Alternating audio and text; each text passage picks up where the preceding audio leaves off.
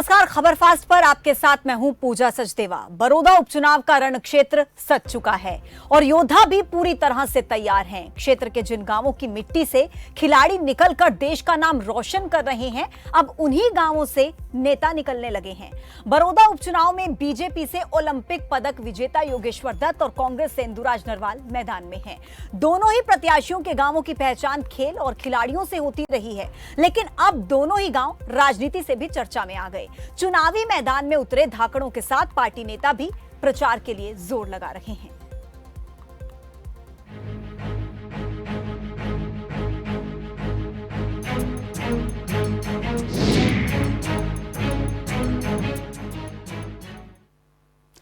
तो बड़ौदा के चुनावी दंगल में दांव पेच के साथ साथ सभी दलों का प्रचार अभियान भी तेज हो गया है। कांग्रेस छोड़कर बीजेपी में आए प्रदीप सांगवान ने योगेश्वर के लिए वोट मांगे। जसपा के राष्ट्रीय वरिष्ठ उपाध्यक्ष डॉक्टर केसी बांगर ने भी कई गांवों में सभाओं को संबोधित किया और गठबंधन के उम्मीदवार को जिताने की अपील की। योगेश्वर दत्त ने भी ग्रामीणों से जनसंपर्क करके अपील की।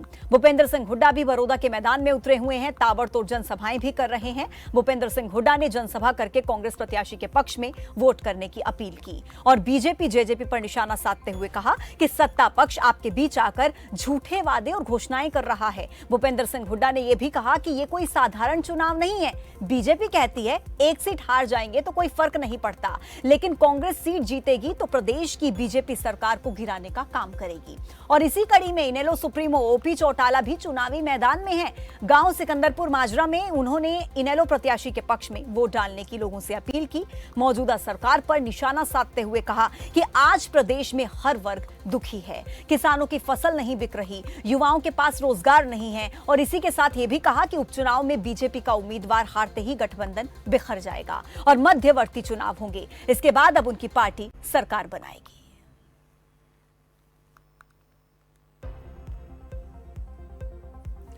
तो बड़े मुद्दे में आज इसी पर होगी चर्चा कि जो चुनावी अखाड़े में तीन प्रत्याशी जोर शोर से जो है दमखम लगा रहे हैं। अब ऐसे में बड़ौदा की जनता क्या चाहती है, क्या है बड़ौदा की जनता के दिल में, और क्या ये तीनों ही प्रत्याशी उस बात को समझ पा रहे हैं, जो भी चुनावी अखाड़े में इस वक्त हैं, क्या वो इस बात को समझ पा रहे हैं कि बड़ौदा की जनता के दिल में क्या है।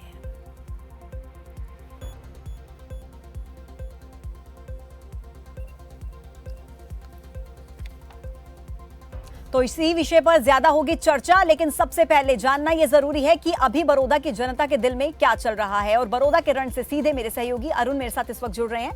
अरुण जी, हमने पहले भी बात की थी हालांकि इस विषय में, लेकिन अभी तमाम जो मेहमानगण हैं वो भी हमारे साथ मौजूद होंगे। तमाम पार्टियों के नेताओं को हम जोड़ने की कोशिश करेंगे, लेकिन सबसे पहले यह जानना जरूरी है कि बड़ौदा की जनता क्या चाहती है। आप सुबह से बड़ौदा के रण में हैं, आपने बातचीत की लोगों से, क्या है उनके दिल में? देखिए पूजा, पहले तो मैं आपको बता, तो मुझे थोड़ा आपकी आवाज़ और आपका सवाल जो है वो स्पष्ट नहीं हुआ, लेकिन जितनी भी बात मैं समझ पाया, आप जानना चाह रहे हैं कि बड़ौदा की जनता के दिल में इस वक्त फिलहाल क्या है। देखिए, अभी करीब करीब 8 दिन बाकी हैं चुनाव प्रचार के। उसके बाद एक दिन मिलेगा जनता को सोचने का। चुनाव प्रचार का शोर जब थम जाएगा, 3 तारीख को जब जनता वोट डालने जाएगी, तब की स्थिति जो होगी वो आज बता पाना थोड़ा मुश्किल है। लेकिन हाँ, आज में जो स्थिति, आज के दिन की जो स्थिति, आज क्योंकि दिन भर हम बड़ौदा के अलग अलग गांवों में लोगों से मिले और अलग अलग राजनीतिक दल के लोगों से मिले, उनके कार्यकर्ताओं से मुलाकात हुई, ऑफ द कैमरा भी उनसे बातचीत हुई। तो एक चीज जो समझ में आ रही है वो है कि बड़ौदा की जनता अभी असमंजस में है, पहली बात। दूसरी बात यह है कि बड़ौदा में सभी राजनीतिक पार्टियां जो चुनावी मैदान में है, उनमें से 2 मुख्य पार्टियों के बीच में कड़ी टक्कर होने जा रही है। एक तो बात कांग्रेस की मैं कर रहा हूं, दूसरी बात मैं कर रहा हूं भारतीय जनता पार्टी और जननायक जनता पार्टी का जो गठबंधन है। इन दोनों के बीच में, यानी योगेश्वर दत्त और भालू के बीच में, इंदुराज नरवाल के बीच में जो टक्कर है वो अभी बराबर की चल रही है, कांटे की चल रही है। लोग भी अभी ये बात कर रहे हैं कि अभी कुछ नहीं पता कि ये ऊंट जो है राजनीतिक ऊंट किस करवट लेटेगा और इसके बारे में कुछ नहीं कहा जा सकता। चुनाव बन रहा है, धीरे धीरे जैसे जैसे दिन एक के बाद एक बढ़ रहे हैं, वैसे वैसे बढ़ता जा रहा है। ये भी बात कही जा रही है कि जाति के आधार पर कोई पार्टी वोट नहीं मांग रही, लेकिन जमीनी हालात अगर देखें, जमीनी स्तर पर जाकर देखें, जैसा कि हमें लोगों से बात करके पता चला, तो जातिगत आधार पर ही वोट बैंक बनाया जा रहा है, उसको काउंट किया जा रहा है। हमारे सहयोगी राम जो है वो लगातार कवर कर रहे हैं और इन्होंने जिस तरीके से पूरे डेटा को देखा, राम हम एक चीज देख रहे थे, हालांकि यहाँ पूरी राजनीतिक पार्टियां जो ये कह रही हैं कि हमें जातिगत आधार पर वोट नहीं हमें मांगना, हम विकास के नाम पर वोट मांग रहे हैं। ठीक है, दूसरी बात ये आज कैप्टन अभिमन्यु भी ये बात कह रहे थे कि हम जो काम है पूरे ओवरऑल जो सबका साथ सबका विकास जो हम कर रहे हैं उसके आधार पर वोट मांग रहे हैं। लेकिन जब अभी हम गाँव में लोगों से मिले तो ये स्पष्ट हो गया कि जाति को आधार बनाकर तो वोट मांगा जा रहा है।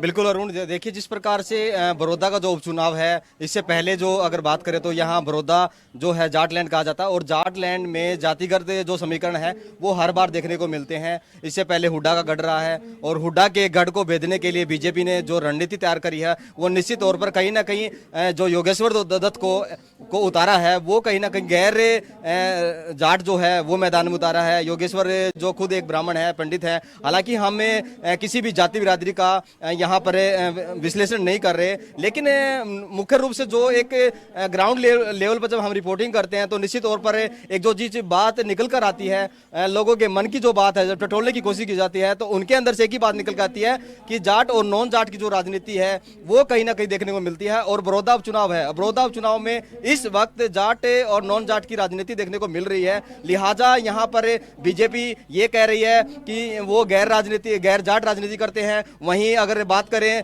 हुड्डा साहब की तो हुड्डा साहब भी ये कहते हैं कि हमारा भाईचारा, हमारी चौधर, और चौधर को लेकर लगातार जो है वो सवाल खड़े होते रहे हैं। लगातार बीजेपी कटाक्ष करती रही है कि हुड्डा साहब ने केवल क्षेत्रवाद की और जाति पाति की राजनीति की है। इस प्रकार के जो सवाल जवाब हैं, इस प्रकार की जो प्रतिक्रिया हैं, टिप्पणी है वो लगातार बड़ौदा उपचुनाव में देखने को मिल रही है।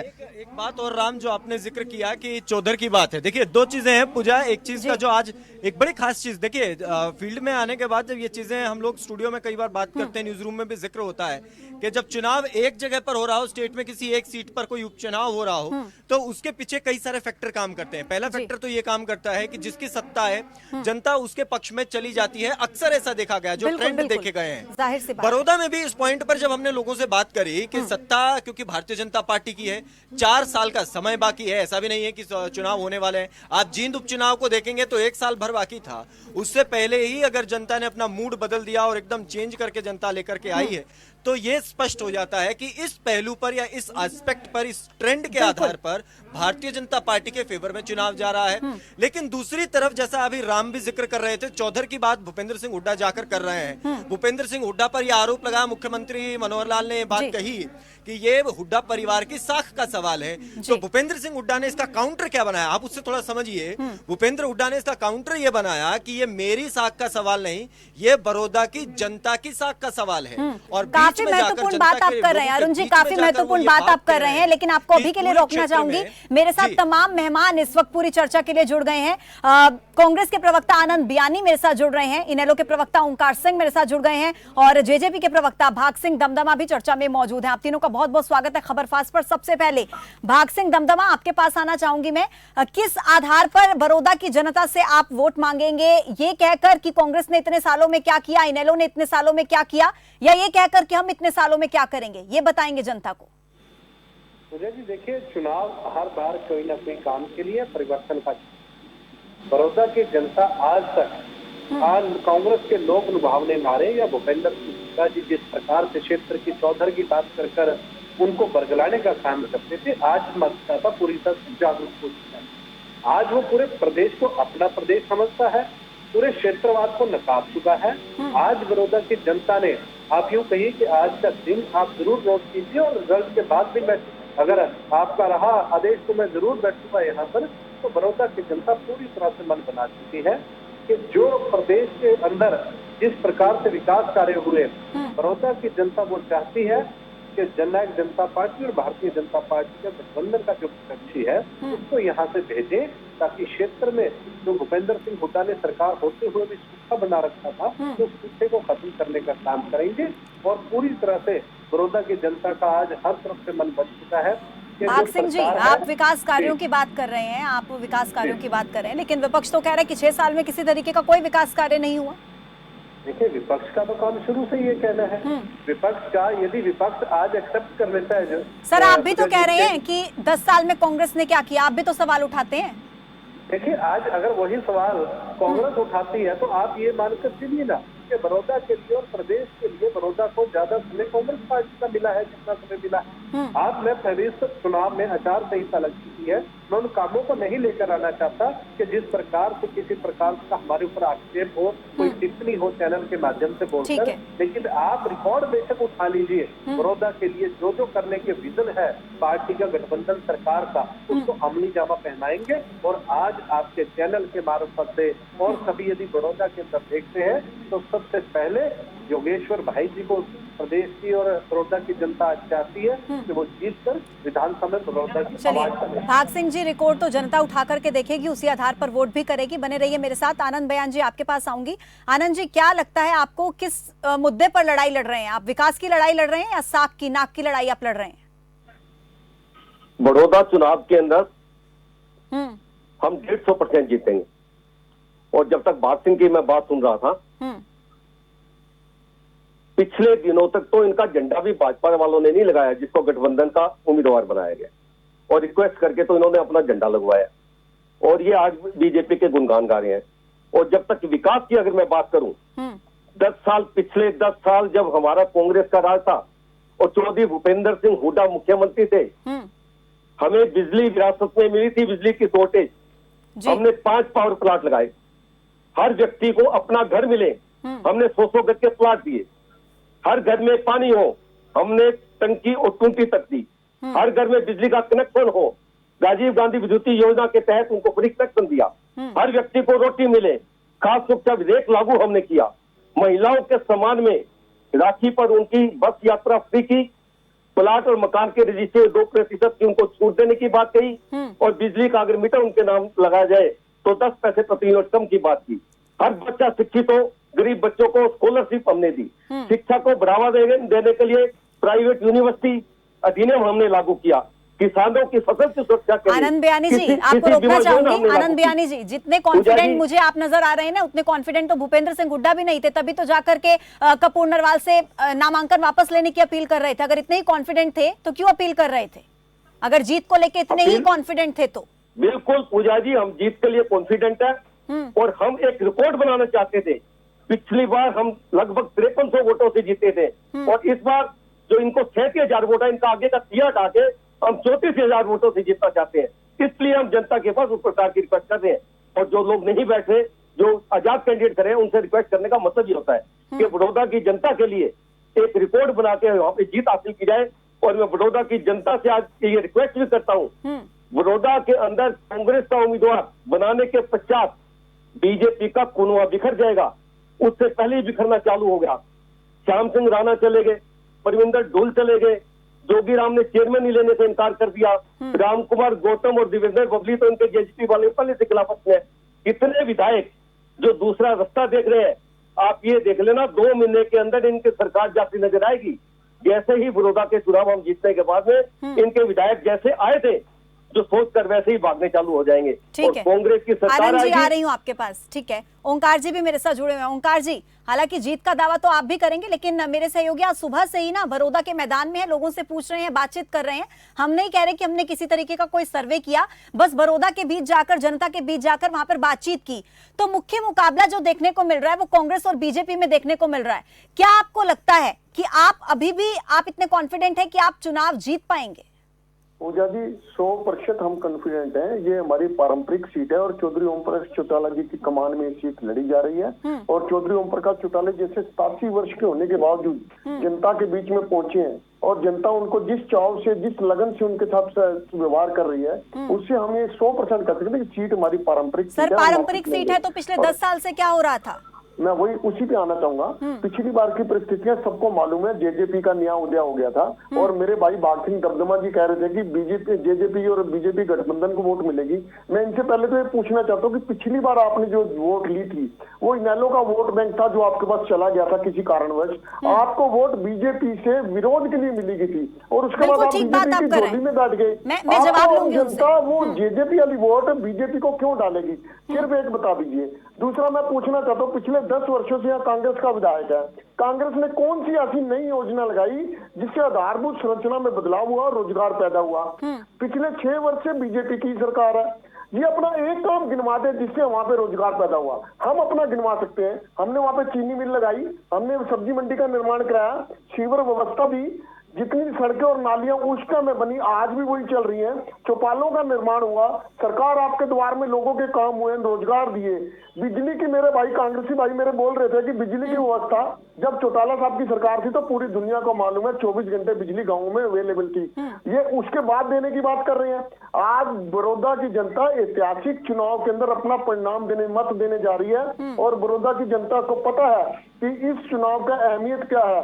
आज अगर बीजेपी को वोट डाली जाती है वहां पे तो इसका मतलब कृषि बिलों पे मोहर लगाई जाती है, डायरेक्ट और इनडायरेक्ट। ये चुनाव कृषि बिल बनाम सरकार चुनाव बना हुआ है और एक सवाल लोगों को ये मालूम है कि ओंकार सिंह जी, ओंकार सिंह जी, मेरा आपसे एक सवाल है कि क्या अगर बीजेपी ये चुनाव जीतती है, अगर जीतती है, तो क्या आप इस बात को मान जाएंगे कि बड़ौदा हलके में जो किसान है वो कृषि बिल के समर्थन में है, अगर जीतती है बीजेपी? मैं आपको बताता हूँ, ये बात तो कहने की ही नहीं है। बीजेपी किसी भी कीमत पे चुनाव नहीं जीत सकती, बीजेपी को तो वहां पे जमानत बचानी पड़ेगी और जो वोट जेजेपी को मिली है वो बीजेपी के विरोध में मिली है। ये सवाल मैं पूछना चाहूंगी जरा भाग सिंह जी से, यही सवाल पर मैं आऊंगी। भाग सिंह जी, जो पिछली बार हुआ था मतदान उसमें 32,000 के करीब वोट मुझे लगता है जेजेपी प्रत्याशी भूपेंद्र मलिक को मिले थे, लेकिन इस बार क्या कि वो जो 32,000 का जो इतनी बड़ी संख्या है इस बार वो बीजेपी के हक में जाएगी या क्या रहेगा, क्या कहेंगे आप इस पर? क्योंकि वो जो आपको वोट मिले थे वो बीजेपी के अगेंस्ट मिले थे।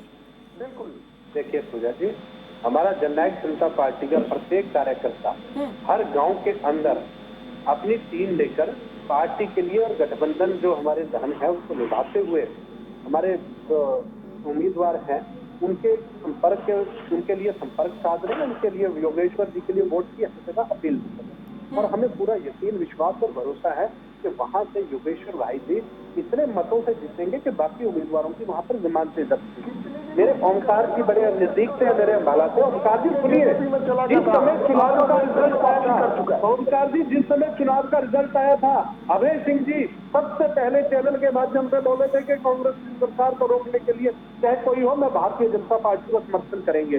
वो तो एक चीज भी आपकी कहीं जरूरत नहीं पड़ी, विरोध में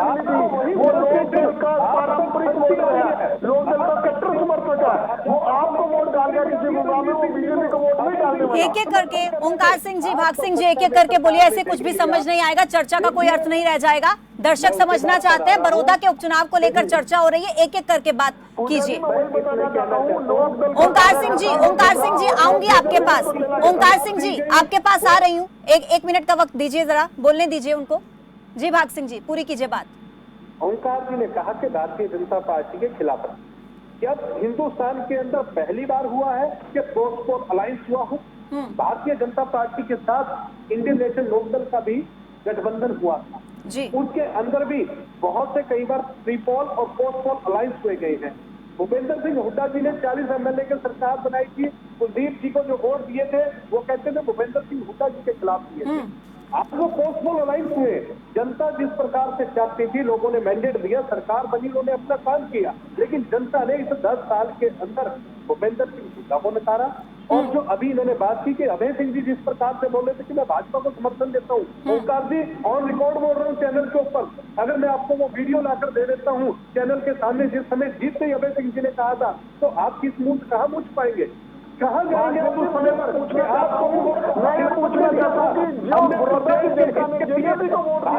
भाग सिंह जी जवाब लेने दीजिए, जवाब लेने दीजिए। पूछना चाहता हूँ कि बड़ौदा की जनता ने जो आपको वोट दिए थे वो आज बीजेपी को क्यों देगी? ऐसा है, जब गठबंधन होता है, ये आपको जो वोट मिले थे वो बीजेपी के विरोध में मिले थे, वो पार्टी कैडर की वोट है, वो वोट आएगी, वो इनालों का कैडर था जो आपके पास चला गया था। हमारा एक मिनट ओंकार सिंह जी, एक मिनट, भाग सिंह जी बात सुनिए, एक बार सवाल सुन लीजिए। ओंकार सिंह जी ये कह रहे हैं कि जो वोट लोगों ने जेजेपी को दिए थे वो भारतीय जनता पार्टी के विरोध में दिए थे, तो अब क्या कारण है कि वो वोट भारतीय जनता पार्टी को दिए जाएंगे?